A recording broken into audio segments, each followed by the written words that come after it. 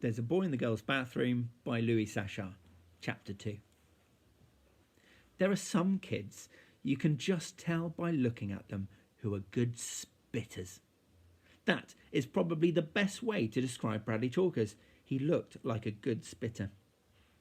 He was the oldest and toughest looking kid in Mrs. Ebble's class. He was a year older than the other kids, and that was because he'd taken the 4th grade twice. He was now in 5th grade for the first, but probably not the last time. Jeff stared at him, then gave him $1 and ran away. Bradley laughed to himself and then watched all the other kids have fun. When he returned to class after recess, he was surprised Mrs. Ebble didn't say anything to him. He figured that Jeff would probably tell on him and they'd have to give back the $1. He sat at his desk at the back of the room. Last seat, last row. He's afraid to tell on me, he decided. He knows that if he tells on me, I'm gonna punch his face in. He laughed to himself. He ate his lunch alone too. As he walked in from lunch, Mrs. Ebble called him to her desk. Who, me? He asked. He glared at Jeff, who was already sitting down. I didn't do nothing. Did you give my note to your mother? Asked Mrs. Ebble. Huh? What note? You never gave me a note. Mrs. Ebble sighed. Yes, I did, Bradley. In fact, I gave you 2 notes because you said the first one got stolen. Oh yeah, that's right, he said. I gave it to her a long time ago. Mrs. Ebble eyed him suspiciously. Bradley, I think it's very important for your mother to come tomorrow. Tomorrow was Parents' Conference Day. She can't come, said Bradley. She's sick.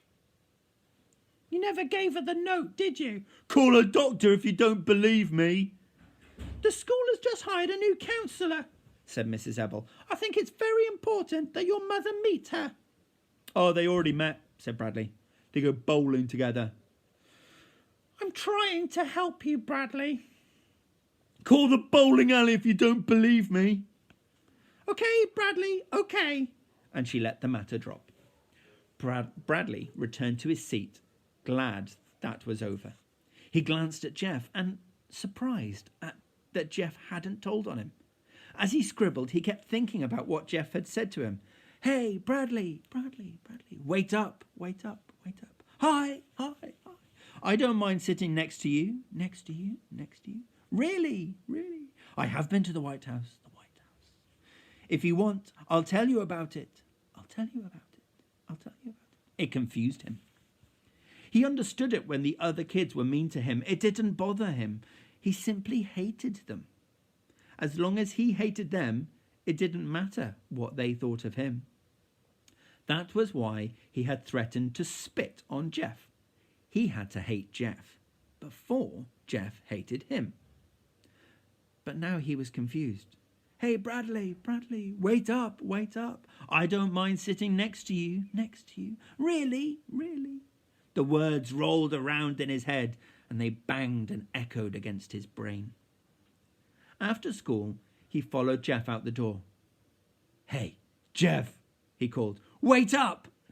Jeff turned and then started to run, but Bradley was faster. He caught up to Jeff at the corner of the school building.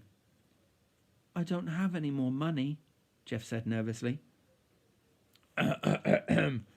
I'll give you $1 if you'll be my friend, said Bradley, and he held out the $1 that Jeff had given him earlier. Jeff slowly reached out and grabbed it. Bradley smiled his same twisted smile. Have you ever been to the White House? He asked. Yes, said Jeff. Me too, said Bradley, and turned and he ran home.